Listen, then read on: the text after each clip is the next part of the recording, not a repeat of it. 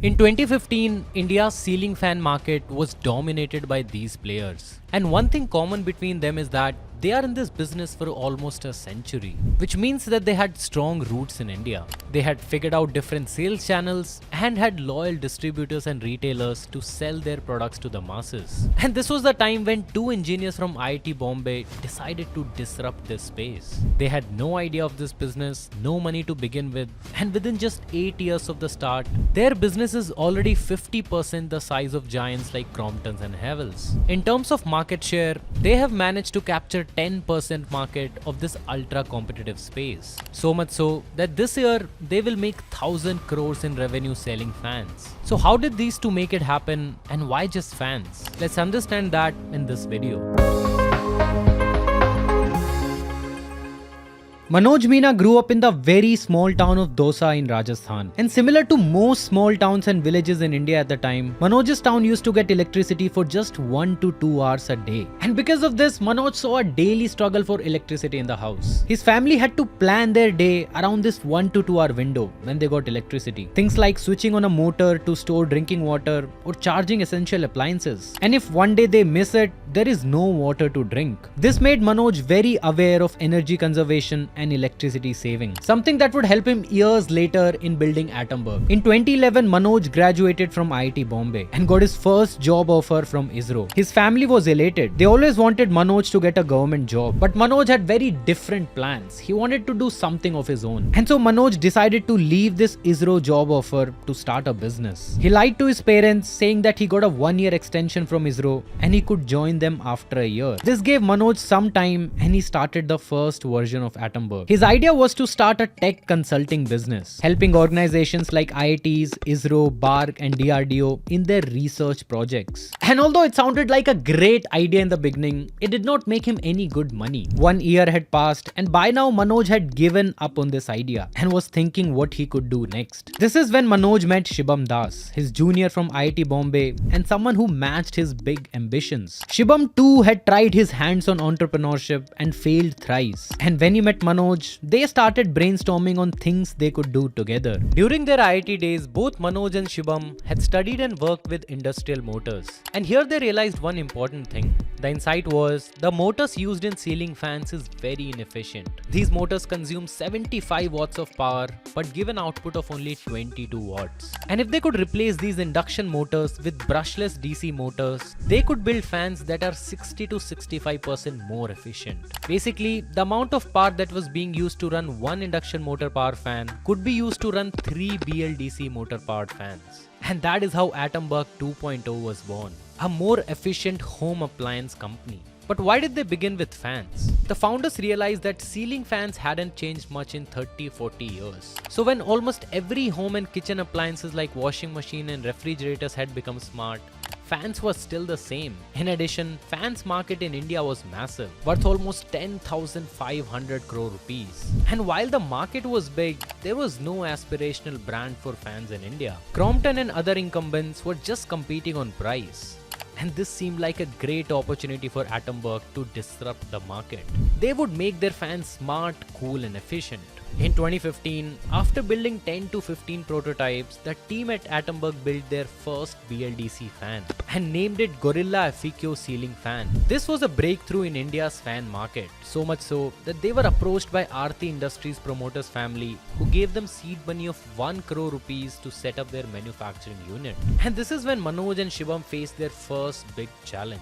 See, both of them were engineers, so while building fans was easy for them, they did not know how to sell it. They started by taking the traditional route, meet a distributor who would then talk to the wholesalers and retailers, and if everything goes well, they would get a spot in the electronics shop. But there was one big problem with this plan. See, Atomberg's fans were expensive than normal fans, and the reason was its exciting features like energy efficiency and being smart. But customers didn't know this, and so Atomberg's founders were on the mercy of retailers to sell their fans. They had no direct touch point with their customers. This is when the founders decided to take a different approach. Instead of taking the traditional offline route, they would sell it directly to their customers, and they began with B2B sales. In B2B segment, they picked hospitals, schools and colleges. this. And the reason for that is very interesting. You see, for hospitals, schools and colleges, fans are a big pain point. Firstly, they use thousands of fans at a given point, and electricity cost was a big factor.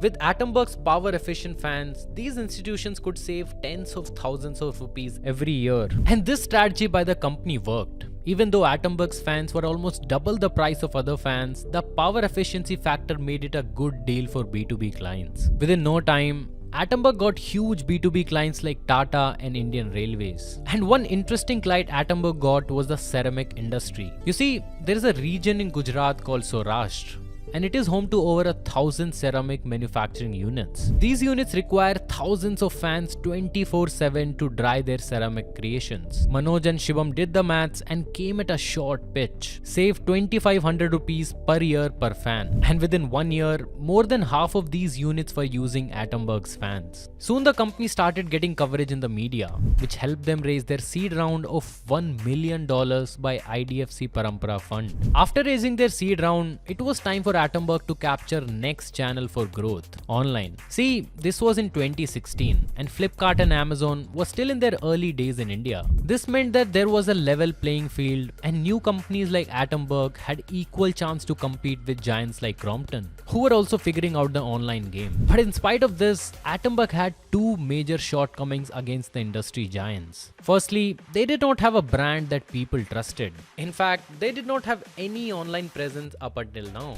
And to make it worse, they did not have after-sales service centers either, in case their fans needed to be repaired. And so Atomberg came up with a solution. They knew they did not have a brand, so they decided to sell their fans on its exciting features, which included remote control, energy efficient and money saver. And to build trust, they started offering no question asked return and refund. This is how Atomberg started winning people's hearts, and within just 1 year, Atomberg's fans were the highest rated on both Amazon and Flipkart. This was the high time for Atomberg. In just 1 year from listing on Amazon and Flipkart, they were selling fans worth 1 crore rupees every month. And this helped them raise their next funding round of $10 million. And now the question was, what next? You see, by now, Atomberg had mastered e-commerce and B2B channels. And it was now time to take on players like Crompton on their own turf, offline retail, where most people buy fans from. And unlike 2015, when Atomberg had first tried this channel, things had changed for the company. By now, they had an online reputation, and it was much easier for them to get distributors and retailers to take their fans. In fact, customers were going into offline stores and asking for Atomberg fans, which meant that Atomberg had created a pull factor for their customers. Today, Atomberg has more than 6,000 offline stores selling their fans. And for a brand that started selling online, more than 70% of their sales now come from offline channels. In terms of revenue, the company has seen healthy growth every year, and they are now on track to do 1,000 crores in revenue in FY24. At this point, most of you might think Atomberg is one product company, fans. So what happens when they hit market saturation? A 10,000 crore rupees market seemed huge when they were small, but now they have built a 1,000 crore rupees brand. And now that their competitors have started introducing BLDC fans, how can Atomberg get more market share? They're almost at 10% market share in the fan industry. Well, the fact is, Atomberg is not just a fan company anymore. Sure, fans were their first product, but that was just the start. Atomberg is actually in the business of making smart and energy efficient home appliance powered by BLDC motor. And here is a list of home appliances that use a motor. It's almost everything you have in your house, from a refrigerator to a washing machine, and Atomberg has been innovating and making efficient motors since day one. And the thing is, Manoj is well aware that their fan business is going to plateau in the next 2 to 3 years, which is why they've already started using their efficient motors in other products like mixer grinder, and their plan is to get into the smart home appliance business. This is a massive market compared to the fans, and Atomberg, through its years of R&D and brand building, is well positioned to disrupt this. In the end, what are some learnings that we can take away from this case study? I think the biggest one is to perfect one SKU before expanding into other segments. Atomberg picked fans and built the best fans out there, and people now trust them because of this, which is going to help them in future products. This is similar to Tata, where people are ready to buy anything from salt to a car just because of brand and trust. Second lesson here here is to find a niche segments and grow where there is less competition. For Atomberg, it was B2B and then e-commerce. And although these channels contributed to less than 10 to 15% of fan sales at the moment, there was less competition here, which helped Atomberg stand out and build a brand. They then used this brand to scale in more competitive channels. But there's a lesson there. This is the kind of markets that bootstrappers your best bet, because you have a small niche to yourself and it's easy to grow into it, easy to find customers, because it's not, if you find a niche which not a lot of players, then easy to find customers, all of that. So that's all I have for you in this video. Feel free to write your thoughts on Atomberg's journey and their future plans in the comment section down below, and I'll see you in the next one.